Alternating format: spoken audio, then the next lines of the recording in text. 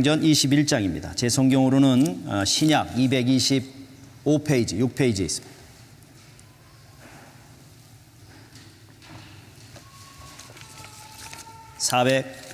사도행전 21장 27절에서 40절까지 말씀, 제 성경으로는 신약 226페이지에 있습니다. 모두 찾으신 줄 알고 제가 봉독해 드리겠습니다.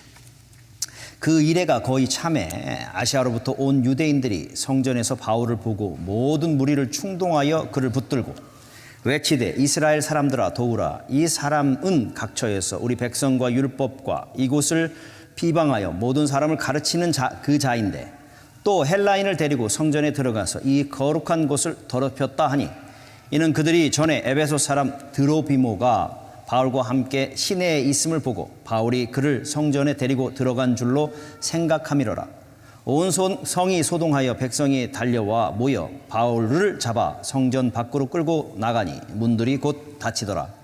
그들이 그를 죽이려 할 때에 온 예루살렘이 요란하다는 소문이 군대의 천부장에게 들리매 그가 급히 군인들과 백부장들을 거느리고 달려 내려가니, 그들이 천부장과 군인들을 보고 바울 치기를 그치는지라. 이에 천부장이 가까이 가서 바울을 잡아 두 쇠사슬로 결박하라 명하고, 그가 누구이며 그가 무슨 일을 하였느냐 물으니, 무리 가운데서 어떤 이는 이런 말로 어떤 이는 저런 말로 소리를 치거늘 천부장이 소동으로 말미암아 진상을 알 수 없어 그를 영내로 데려가라 명하니라. 바울이 층대에 이를 때에 무리의 폭행으로 말미암아 군사들에게 들려가니, 이는 백성의 무리가 그를 없이 하고자 외치며 따라가미로라. 바울을 데리고 영내로 들여가려 할 그때에 바울이 천부장에게 이르되, 내가 당신에게 말할 수 있느냐? 이르되, 내가 헬라 말을 아느냐? 그러면 내가 이전에 소요를 일으켜 자객 4천을 거느리고 광야로 가던 애굽인이 아니냐? 바울이 이르되, 나는 유대인이라 소읍이 아닌 길리기아 다소시의 시민이니 청컨대 백성에게 말하기를 허락하라 하니, 천부장이 허락하거늘 바울이 층대 위에 서서 백성들에게 손짓하여 매우 조용히 한 후에 히브리 말로 말하니라. 아멘. 제가 이제는 좀 잘 안 보여서 좀 큰 글자를 좀 사용해야 될 상황일 것 같습니다. 우리가 인생을 살면서 수많은 고난 또 어려움들을 경험하고 삽니다. 갑작스럽게 가지고 있는 모든 것을 잃어버릴 때도 있고요. 또 갑작스럽게 사랑하는 사람의 생명을 잃어버릴 때도 있습니다. 또 갑작스럽게 우리의 인생 속에 누명을 쓰고 쫓기는 인생의 삶을 살기도 하고요. 갑작스럽게 병원에 갔는데 건강하다고 생각했던 내 몸에 큰 병이 들어서 얼마 살지 못할 거라는 사형 언도를 받을 때도 있습니다. 그런 모든 문제뿐만 아니라 내 주위에서 일어나는 많은 일들이 갑작스럽게 일어나게 되고, 자녀 문제, 가정 문제, 부부 관계 문제, 주위에 있는 사람과의 관계 문제로 인해서 우리 안에 얼마나 많은 어려움과 고난과 곤고함들이 다가오는지 모릅니다. 그것을 굳이 찾지 않아도 여러분 TV 한번 틀고 신문 하나를 펴면 거기에 여러분 오늘 엄청나게 많은 그런 일들이 일어나는 것을 보게 됩니다.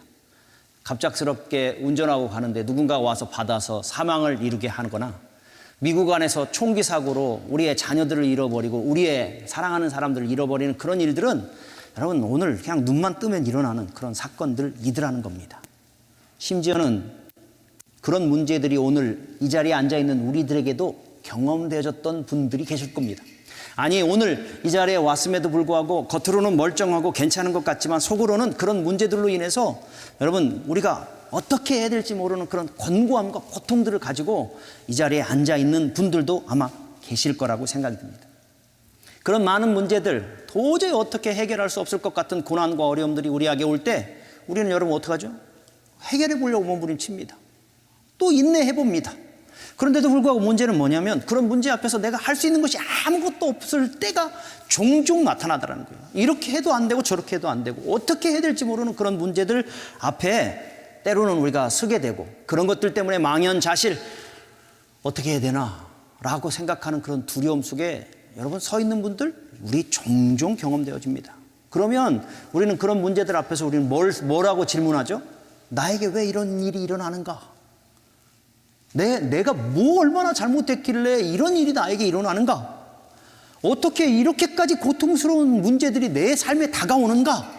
우리는 여러분 질문하지 않을 수 없게 됩니다.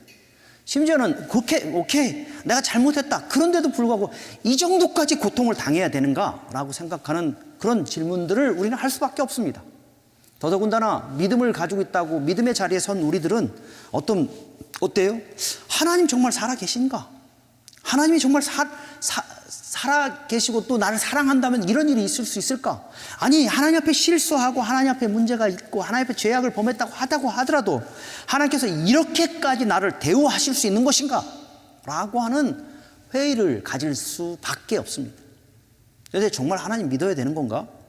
정말 하나님 의지해야 되는 건가 싶은 그런 마음들이 우리 안에 푹푹 일어날 때가 종종 있다는 겁니다.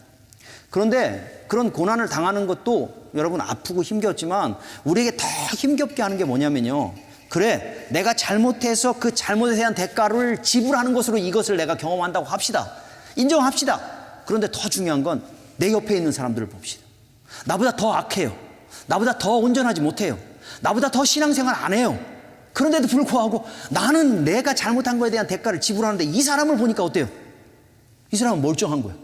아니, 오히려 더 잘하는 거예요. 더 잘 되는 거야. 이런 일을 볼 때에 여러분 우리는 어때요? 이거 뭐냐는 거죠. 내가 잘못해서 당하는 일이라면 이 사람은 더 크게 당하는 것으로 당한다면 그나마 나도 위로를 받겠는데, 이 사람은 내가 볼 때는 더 온전하지 못하고 더 엉망인데도 불구하고 어떻게 아무런 문제가 일어나지 않는데 왜 나는 이런 잘못에 대한 대가를 이렇게까지 지불해야 되는가라고 싶은 그런 마음들이 들 때가 너무 많다는 거예요.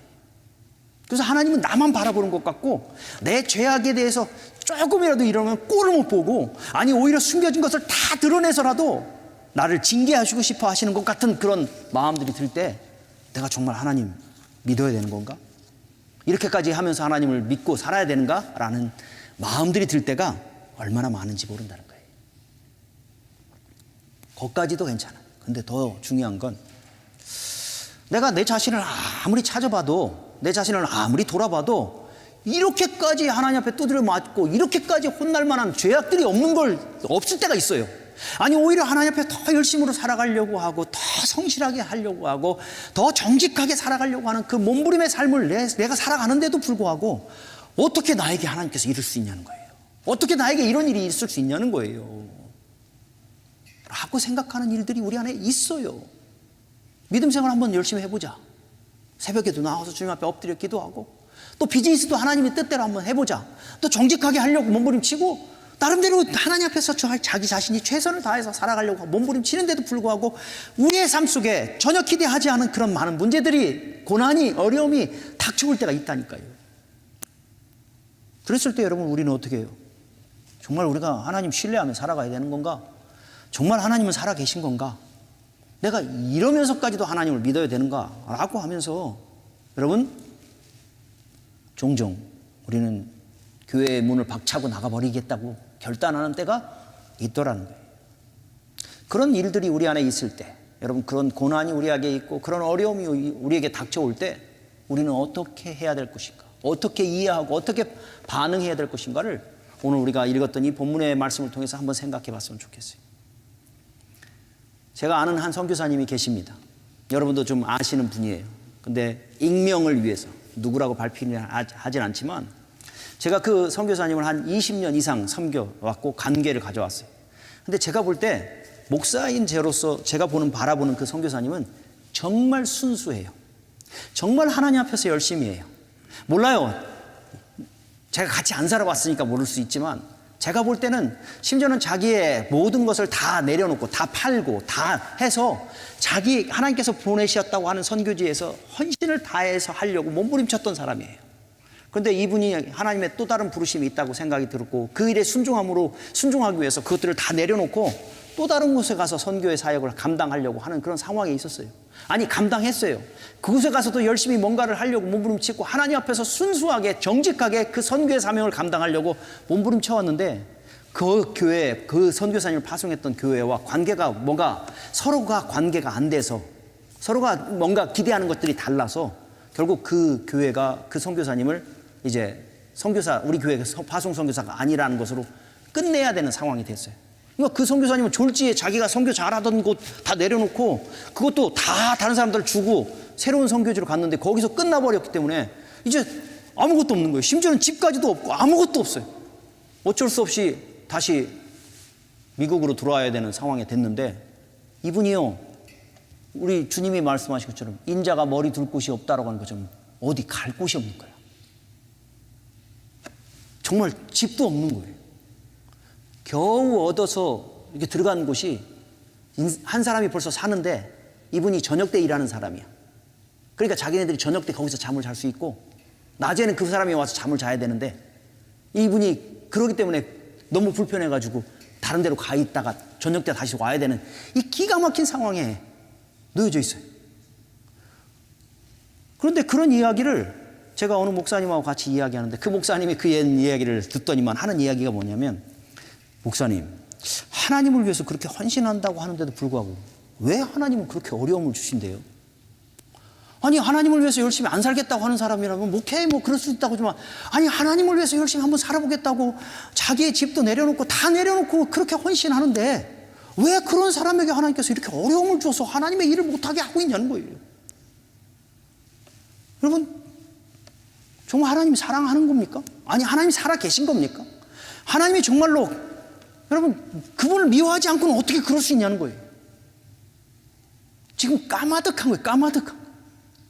오늘을 어떻게 살아가야 될지 모르는 그 기가 막힌 상황에 지금 놓여져 있어요. 그런 기가 막힌 삶을 보면서 대충은 하나님이 뭐 하는 거예요? 대충은 하나님은 살아 계시냐고요? 사랑하냐고요? 하나님은 역사하시냐고요?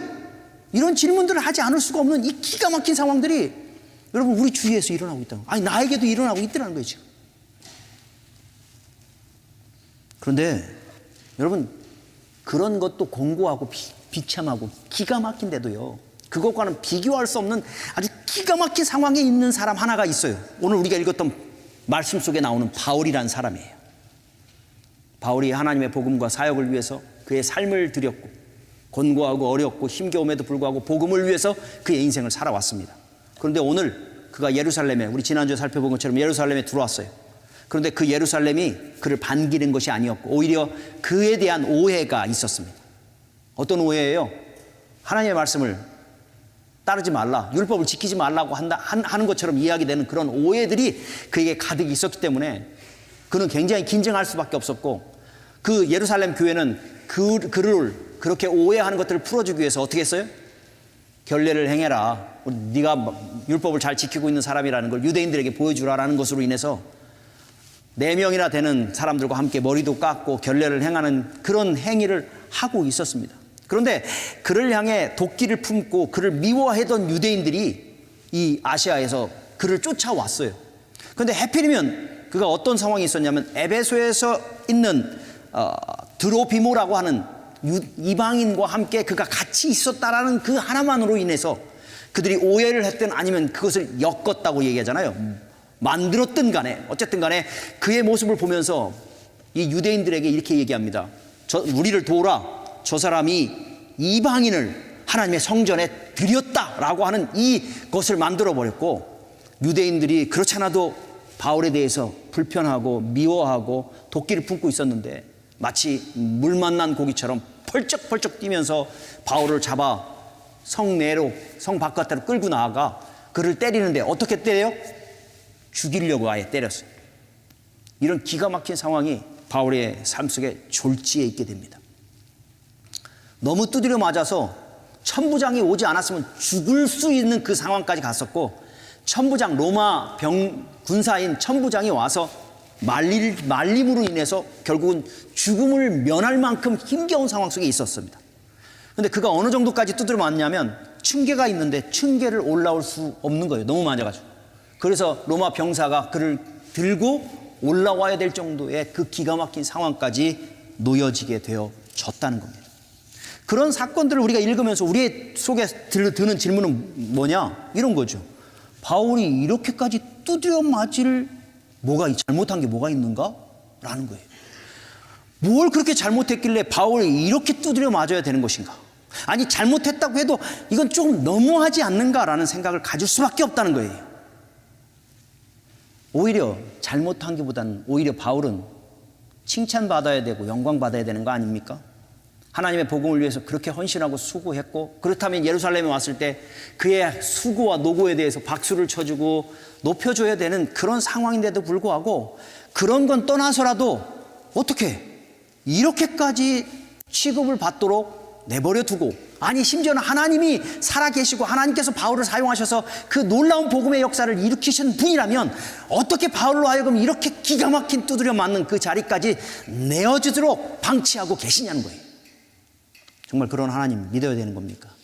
그런 하나님 의지해야 되는 겁니까? 라고 할 만한 상황이 지금 바울에 있다는 거예요. 바울은 아마 고민했겠죠. 이거 야고보의 말을 듣고 이거 타협 아닌 타협을 함으로 인해서 하나님께 분노를 조정한 건가? 아니면 우리가 지난주 살펴본 것처럼 본질과 본질 아닌 것들을 구별했기에, 본질 즉 복음 아닌 것들이기에 얼마든지 그들과 평화와 화평을 이루기 위해서 결례를 행하고 율법을 지키는 사람으로서의 모습을 보여준 것이 위선적인 것이었기에 하나님께서 그의 삶을 그렇게까지 한 것인가?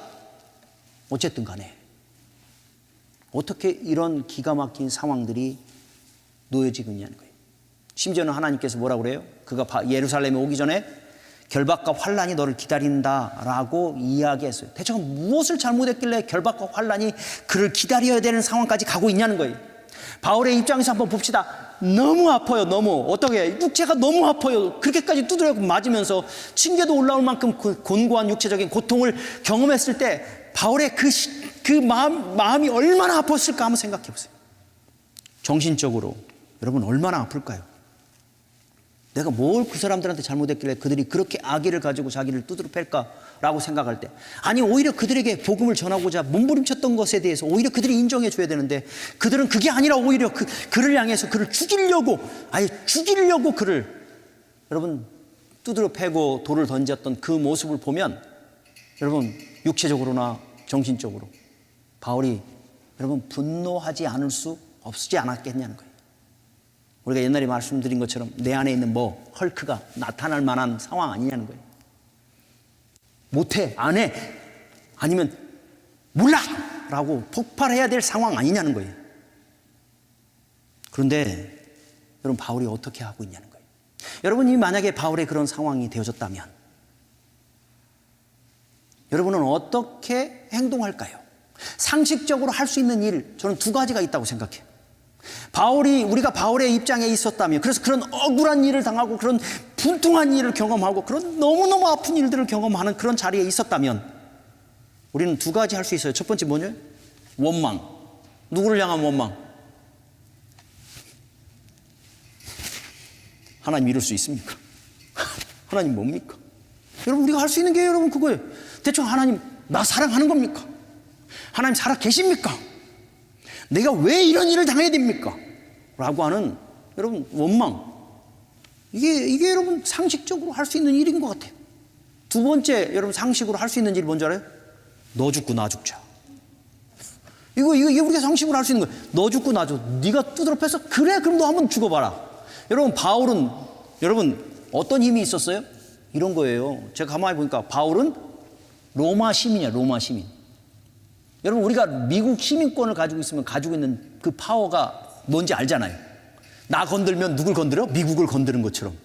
여러분 그 당시에 그들을 두드려 팼던 사람들은 누구였어요? 유대인이었어요. 유대인은 어떤 사람이에요? 식민지에 있었던 사람이에요. 식민지의 사람이 바울은 로마 시민이에요. 그것도 어떤 태어나면서부터 시민이야. 얼마든지 자기가 그 로마 시민권을 주장해서 여러분 얼마든지 얘기할 수 있습니다. 그러면 어떻게 해요? 천부장이 왔을 때 너 죽고 나 죽자 그러면 얼마든지 이룰 수 있는 거예요. 야, 나는 나면서부터 로마 시민이야. 근데 저놈들이 나를 이렇게 패놨어. 가만 내비두지 마. 최소한 한두 명이라도 끌고 들어가서 감옥에다 집어넣음으로 인해서 너 죽고 나 죽자고 할 수 있을 그런 상황이라는 거예요. 얼마든지 그럴 수 있어요 지금. 그렇잖아요. 너무 억울하잖아요. 지네들이 왜 나를 때려? 로마 시민이라는 그것으로 너 죽고 그래 나 이렇게 두드려 팼으니까 너도 한번 망쳐봐라 라고 하면서 그럴 수 있는 그런 상황들이 여러분 지금 바울의 상황이라는 겁니다. 그게 바로 우리가 할 수 있는 상식적인 일이에요. 그런데 여러분 바울은 오늘 그 일 앞에서 어떻게 이 문제에 대해서 반응하고 있는지 우리 한번 살펴봅시다. 37절부터입니다. 37절부터니까 바울이 어떻게 해요? 천부장에게 야, 내가 얘기할 수 있냐? 그러니까 천부장이 너 헬라 말 알아? 나 유대인이지만 로마 시민이야. 이거 조그만 데서 태어난 것도 아니고 길리기아라고 다소라고 하는 도시에서 태어난 사람이야 라고 하면서 자기가 시민권이라고 이야기합니다. 그러고 나서는 뭐라고 그래요? 내가 저들에게 이야기할 수 있겠냐? 라고 얘기하니까 오케이 라고 이야기합니다. 그러고 나서 우리가 읽진 않았지만 22장 1절 부형들이여 뭐예요? 브라더 지금 누구를 형제라고 지금 부르고 있어요? 자기를 두드러 패서 죽이려고 했던 그들을 향해 브라더, 그것도 무슨 말로? 히브리 말로. 그러니까 조용히 시키고 나서 히브리 말로 얘기하니까 더 조용해. 대충 이 사람들은 지금 어떤 상황이었어요? 천부장이 붙잡고 가는데도 저놈 죽여 난리를 치는 그런 상황인데도 불구하고 그들을 향해 오늘 그가 어떻게 행동해요? 비상식적으로 행동해요. 형제들아 내 말을 좀 들어봐라 라고 하면서 22장 얘기한 게 그게 뭐예요? 내가 왜 이런 일을 하고 있는 줄 아냐? 내가 어떻게 예수님을 만난 줄 아냐?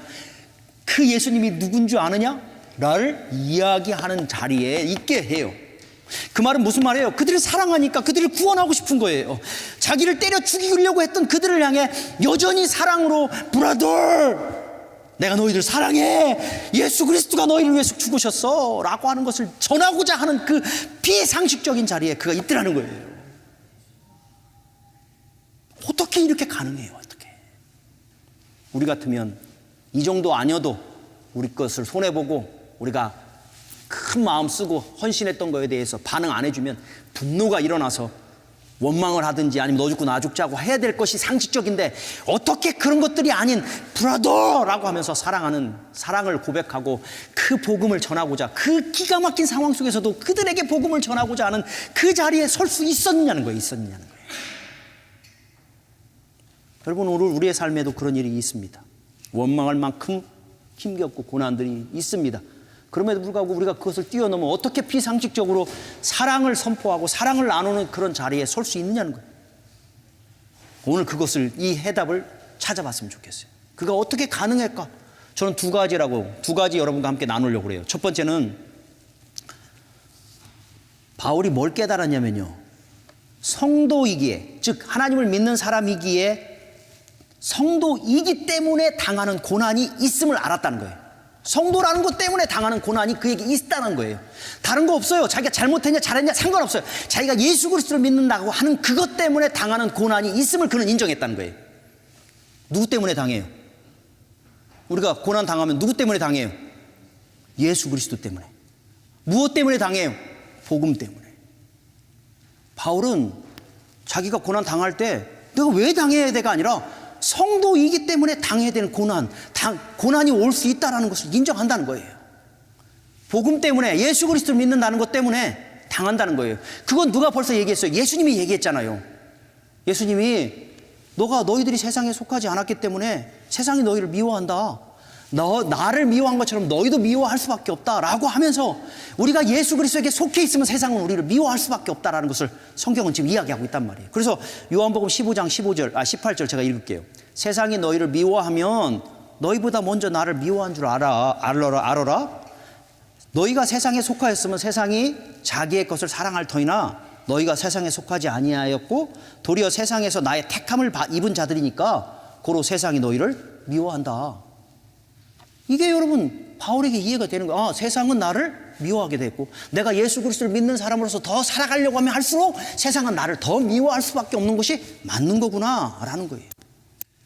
여러분, 우리가 오해하지 말아야 되는 것, 그리고 속지 말아야 되는 것은 여러분, 예수 그리스도를 잘 믿고 믿음으로 살아가면 우리의 삶에 그런 고난이 없어야 된다고 생각하는 건 여러분 속는 거예요. 예수 그리스도를 여러분 잘 믿으면 만사형통할 거라고 생각하며 살아가는 건 속는 거예요. 여러분, 아니라는 거예요. 오히려 예수 그리스도를 잘 믿으면 믿을수록 우리는 고난 받게 돼 있다는 거예요. 왜? 세상이 우리를 미워하기 때문에 그래요. 여러분, 우리가 자꾸만 넘어지는 게 뭔지 아세요? 가만히 생각해 보세요. 새벽 기도 나와가지고 열심히 기도했으니까 내 모든 삶이 만사형통해야 되는 것으로 생각해. 아닐 수 있다니까요. 여러분, 그건 철저히 기복신앙이야. 기복신앙. 내가 이만큼 하나님께 노력했으면, 신이라는 존재에게 노력했으면 하나님은 이렇게 나에게 줘야 된다는 건 아니요. 오히려 우리가 하나님을 이만큼 사랑하면 세상은 우리를 이만큼 핍박하는 것이 하나님께서 주신 말씀이라. 그렇기 때문에 바울은, 여러분 하나님께서 이미 바울에게 얘기했잖아요. 너 가면 나 때문에 환난과 핍박 당할 거다. I know. 그 강도가 얼마나 크냐 적으냐는 상관없지만 그 예수 그리스도를 믿는 것 때문에, 예수 그리스도의 복음을 전하는 것 때문에 세상이 나를 미워할 거에 대해서 인정하고 있다는 거예요. 우리가 예수 그리스도를 믿으면서 시험에 빠지는 많은 이유 중에 하나가, 예수 잘 믿으면 우리 모든 일들이 다 잘 돼야 되는 것처럼 생각하는 그런 삶이 있다는 거예요. 아니요, 그럴 수 없어요.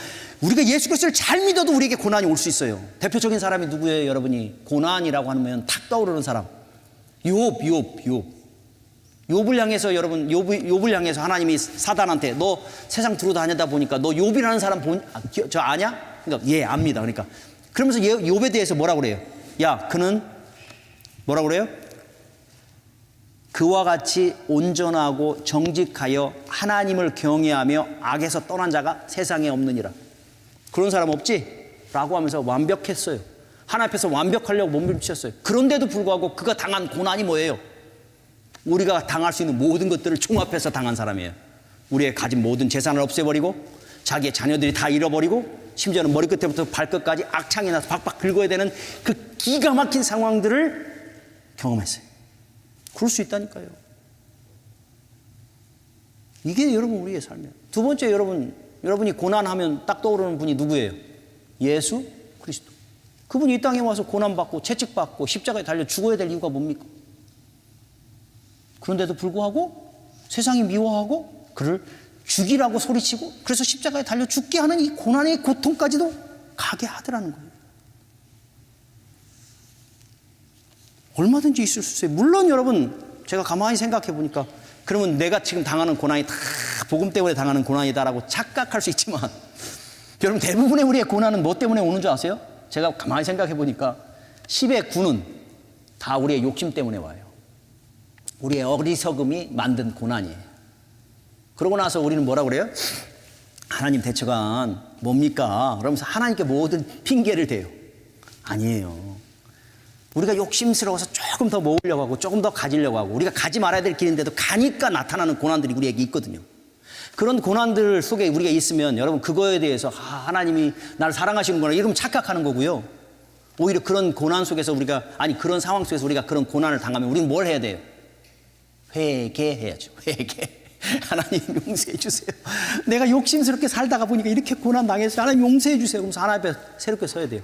이스라엘 백성들이 왜 멸망했어요? 여러분, 이스라엘 백성이 왜 포로로 잡혀갔어요? 하나님이 능력이 없어서 그랬어요? 하나님 안 사랑해서 그래요? 아니잖아요.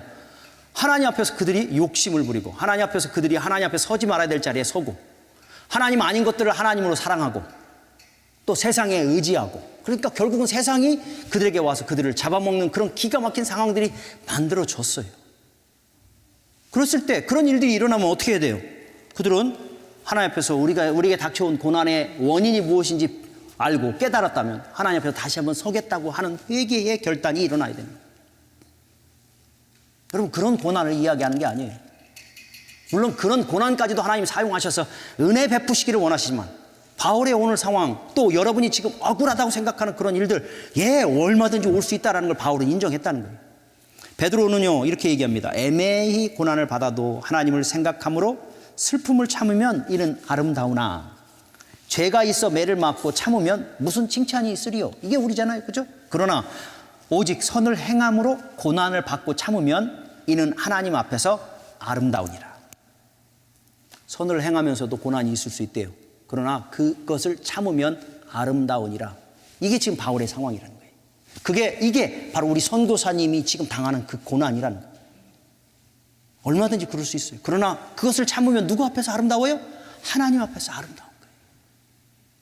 그것을 바울은 지금 알고 있기에 오늘 그런 고난이 와도 부형들이여 라고 하면서 그들을 향해 사랑으로 나아갈 수 있는 넉넉함의 자리에 있을 수 있더라는 거예요. 근데 또 한 가지 더 중요한 건요, 여러분, 거기서 끝나지 않아요, 바울은. 왜냐하면 만약에 이런 거죠. 그 모든 고난을 허락하신 이가 하나님이라면, 또한 그 고난 속에서 자신을 인도하시고 자신을 향해 계획하시고 이끄시는 이도 누구예요? 하나님이라는 사실을 그는 믿는 거예요. 이미 그는 하는데 자기가 예루살렘에 가면 어떤 고난과 어떤 핍박이 있을 거를 주님은 계속 얘기하셨어요. 그럼에도 불구하고 주님이 그걸 나에게 허락하셨다면 그 뒤에 그 인생에 대해서도 하나님은 여전히 계획하시고 주관하시고 인도하시고 이끄셔서 하나님 영광 앞에 자기를 사용하실 것이라는 사실에 대해서 믿고 있는 거예요. 믿고 있는 거예요. 그들이 불을 켜고 자기를 죽이려고 하는 것 같고 거의 죽음의 직전까지 갔지만 그들이 나를 죽고 살게 하는 것이 아니라는 거예요. 누가? 하나님이 자기 인생의 생사를 결정하시는 분이라는 사실에 대한 신뢰가 그에게 있었기에 오늘 그는 그 고난 속에서도 그 일을 계획하셨고 진행하시고 또 그것을 통해서 이루시기를 원하시는 하나님을 바라볼 때 부형들이여 라고 이야기할 수 있는 자리에 있더라는 거예요. 그래서 여러분 디모데후서 1장 12절 바울이 마지막 죽기 전 썼던 편지 속에 그가 이렇게 이야기합니다.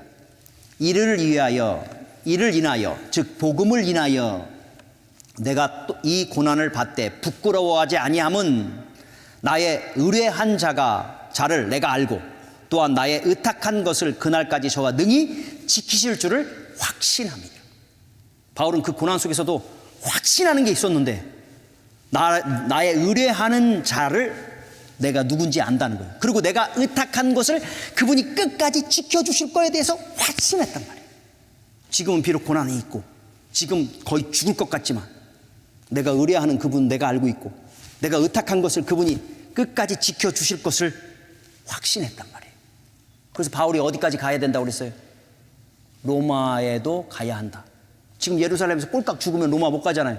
근데 로마 가야 된다고 하는 그 바울의 고백은 바울의 욕심이 아니라 하나님께서 주신 비전이었기에 로마까지도 갈 거라는 것을 지켜주실 거에 대한 확신이 있었기에 여러분 바울은 오늘 그 고난과 곤고함 속에서도 하나님을 원망하거나 너 죽자 나 죽자 하지 않고 아니 모든 것을 내려놓고 몰라 이제는 하나님 없어 라고 하면서 믿음에서 떨어진 것이 아니라 오히려 더욱더 하나님을 바라보며 그가 서 있어야 될 그 믿음의 자리에 서는 놀라운 일들을 경험하게 했다는 거예요.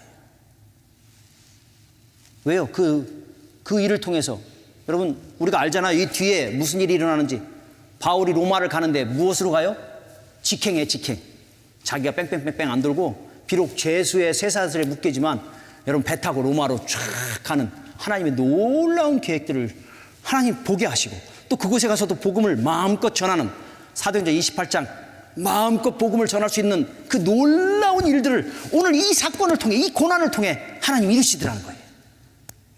그것을 바라볼 때 여러분 바울은 오늘 내가 당하는 고난을 내가 왜 당해야 되는가에 대한 고난에 집중하지 않고 오히려 고난을 허락하시고 고난을 통해 이루신 그 하나님을 바라볼 때 오히려 위로할 수 없는 자들을 위로하는 놀라운 일들을 바울의 삶 속에서 경험하게 되어지더라는 겁니다. 성도 여러분 오늘 우리에게도 있습니다. 바울만큼의 그 기가 막힌 고난은 우리에게 있지 않을 수도 있습니다. 그러나 중요한 건 자잘한 것, 조그마한 것, 힘겨운 것 이런 모든 것으로 고난 당할 수 있습니다. 우리의 미련함과 죄악으로 인해서 당하는 고난은 회개해야 되겠고 그렇지만 우리가 우리 하나님 앞에서 선을 행하고 더 믿음으로 살려고 하는데도 불구하고 오는 고난이 있을 수 있습니다.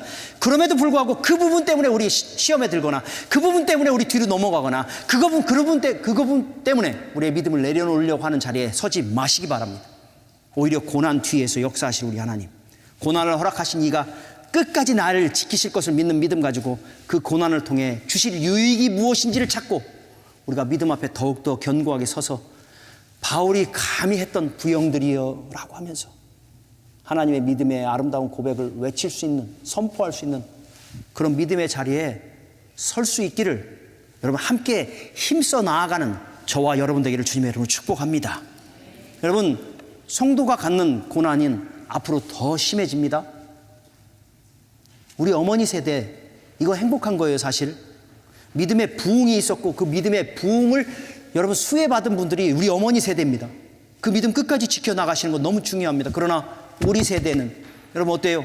이제 예수 믿는 것이 세상의 유혹 때문에 더욱더 힘들어집니다. 그러나 우리 다음 세대 우리 자녀들의 세대는 어때요?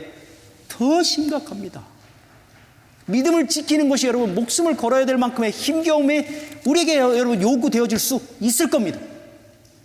그러나 원망하거나 타협하거나 당황하지 않기 위해서는 바울처럼 그런 기가 막힌 상황 속에서도 우리의 인생을 주관하시고 우리의 고난을 허락하셨고 또 고난을 허락하시면서도 그것을 통해서 이루실 그 하나님을 끝까지 바라볼 수 있는 믿음의 자리에 서는 이 일이 우리에게 훈련되어질 때 여러분 감히 우리는 그 고난 속에서도 다른 사람들 향해 부형들이여 내 말을 들으라 라고 하면서 위로할 수 있는 능력의 사람들로 여러분 살아갈 수 있게 되리라 믿습니다.